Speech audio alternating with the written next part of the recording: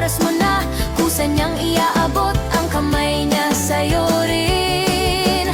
Ha, ha, ho, oh, oh, oh, oh, oh, oh, oh. Di mo kailangang maging super pogi o magpa-cool ng sobrang bonggi. Tunay na kilos, yan ang panalo. Pakita mo lang na totoo ang puso mo, kahit gustong gusto mo na siya.